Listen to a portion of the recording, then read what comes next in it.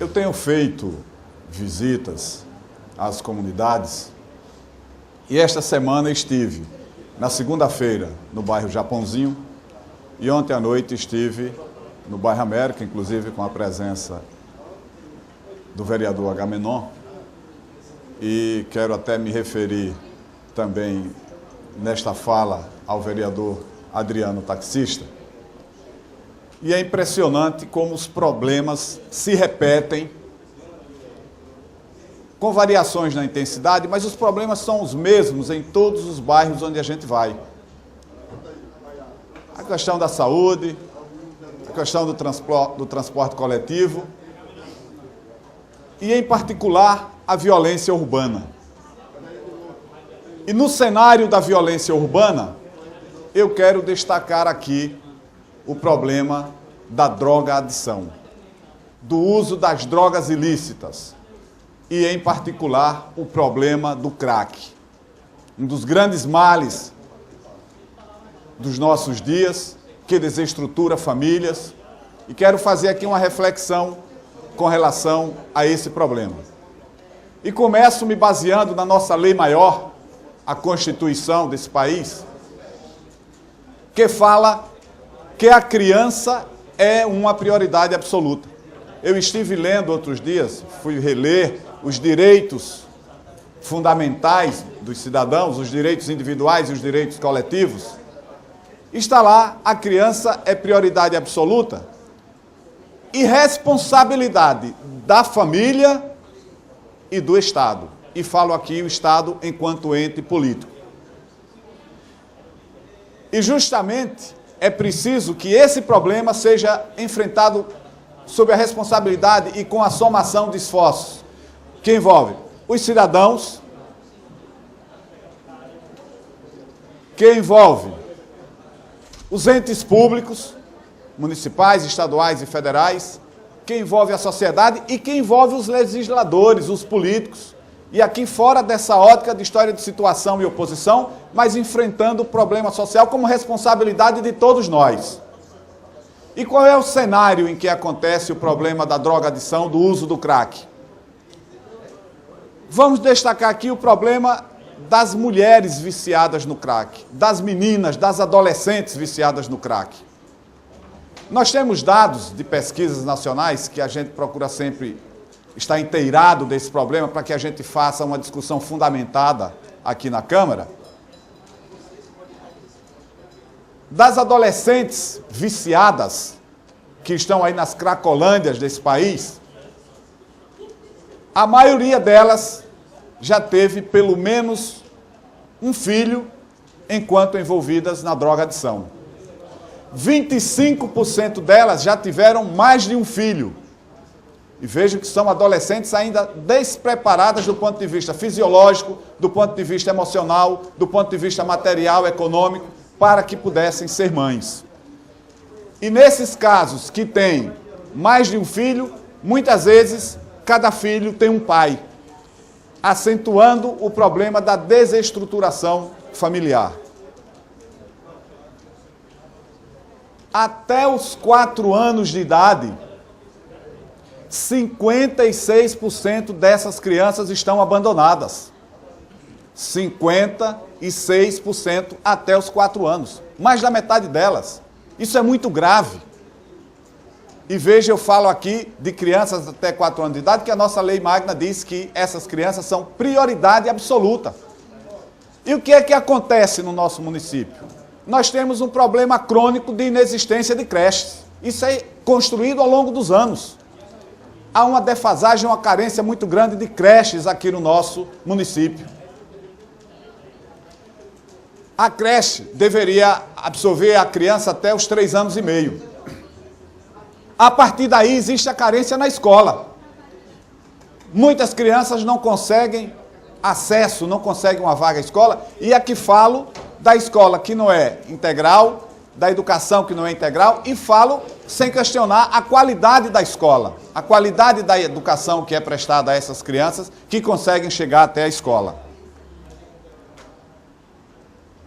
Muitas dessas crianças são vítimas da violência sexual e da exploração sexual, dentro do próprio contexto de família ao qual elas pertencem. Então veja quanto problema vai se acumulando e quantos cidadãos em potencial nós estamos perdendo. Isso é um crime cometido contra as crianças. E que sociedade nós teremos no futuro se condenamos crianças? E vejam só, a desassistência dos entes públicos. Um outro problema ainda envolvendo essa parcela da população. 90% das adoções acontecem com crianças até os 4 anos de idade. As crianças de 9, 10 anos de idade, a adoção não atinge 1%, porque as pessoas, quando vão adotar, querem adotar a criança pequena. Então veja como vão se acumulando problemas, e trago aqui para essa reflexão, essa questão que a gente condena a marginalidade, a uma vida de dificuldades, uma parcela significativa da população. E como é difícil que possamos fazer isso. Pois bem, e qual é a política pública que tem para isso? A política pública que tem para isso é do acolhimento, dos institutos de acolhimento. Quando existe, funcionando precariamente, eu já fui visitar várias delas, funciona precariamente. E outra coisa, isso está desatualizado. No mundo desenvolvido, se a gente vai analisar o que acontece na Europa, o que acontece na América do Norte, esse acolhimento deixou de ser institucional para a criança há muito tempo. Esse acolhimento é familiar, é comunitário. É lá onde vive a pessoa que esse acolhimento é prestado, e é prestado a toda a família. Para quê? Para preservar a estrutura familiar, para preservar a relação afetiva que existe dentro da família. Porque nós temos que preparar os cidadãos para a sociedade, preparando a partir da vida na sua família, no seu meio ambiente, e preparando essa criança para a sociedade. E, no entanto, parece que nós não enxergamos a magnitude desse problema. E estamos condenando significativa parcela da população pobre a uma vida marginalizada, a que essas pessoas se tornem facilmente vítimas da drogadição, vítimas da fácil distribuição de drogas, e no caso do crack, uma droga fácil de ser adquirida, uma droga produtora de violência e que produz dependência numa velocidade impressionante e que finda afetando a saúde dessas pessoas que morrem diretamente pelo uso da droga ou em função da violência que envolve essa droga. É só acompanharmos o noticiário e vermos a quantidade de jovens que perdemos nesse país. É mais do que uma guerra civil. Perdemos esses jovens negros, pobres, analfabetos ou semi-analfabetos. Isso é um pecado social, é um crime que se comete contra essa sociedade e que a gente precisa acordar. Eu não me canso de repetir o exemplo que vi essa semana referente à cidade de Maceió, a cidade mais violenta do Brasil e uma das mais violentas do mundo, e que tem 20 anos que uma grande empresa não se instala em Maceió em função dessa violência.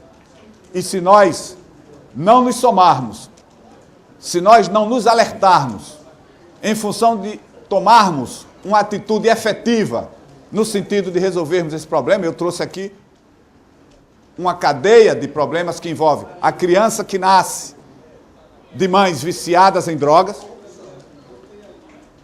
que logo cedo na vida essas crianças são abandonadas, elas não são criadas num ambiente familiar, não existe uma creche que acolha essa criança,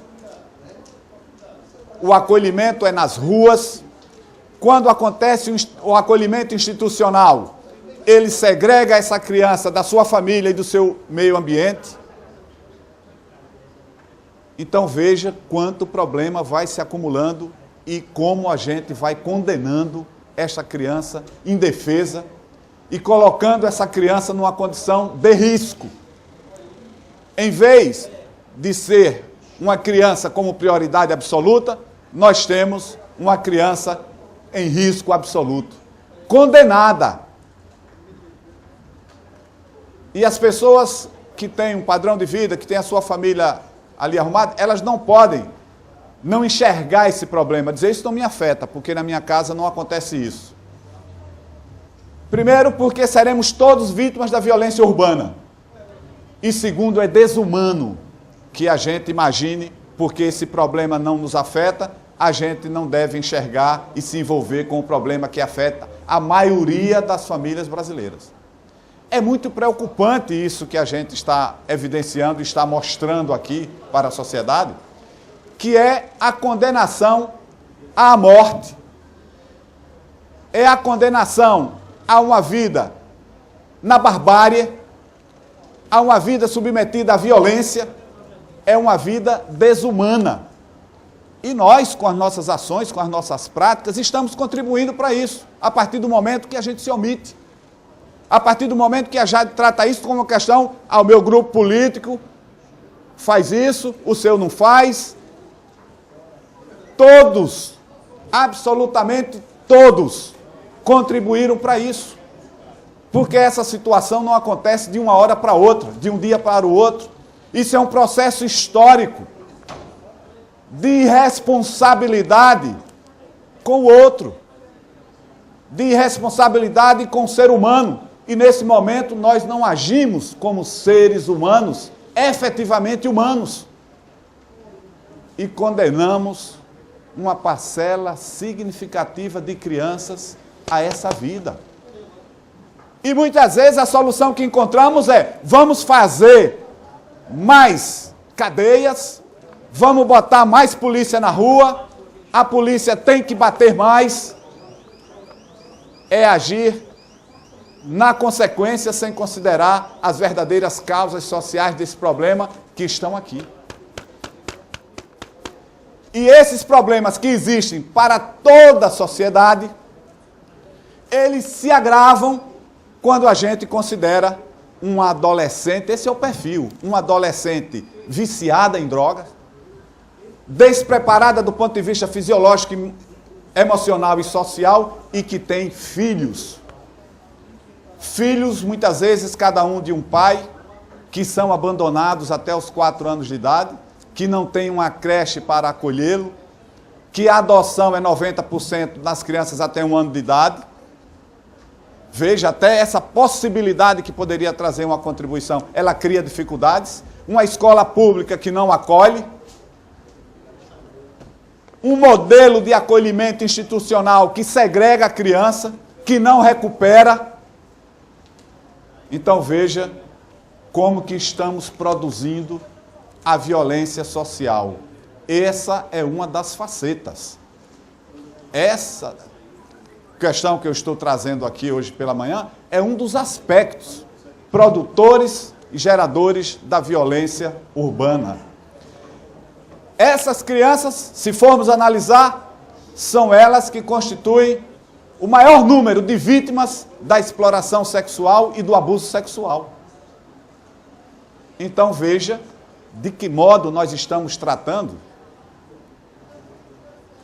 seres humanos que na sua faixa etária deveriam ser acolhidos por uma estrutura familiar, deviam ser acolhidos por um ente público que valorizasse a formação desse ser enquanto prioridade absoluta, e, no entanto, é assim que nós, passivamente, condenamos uma parcela significativa da nossa sociedade à morte. Obrigado, senhores.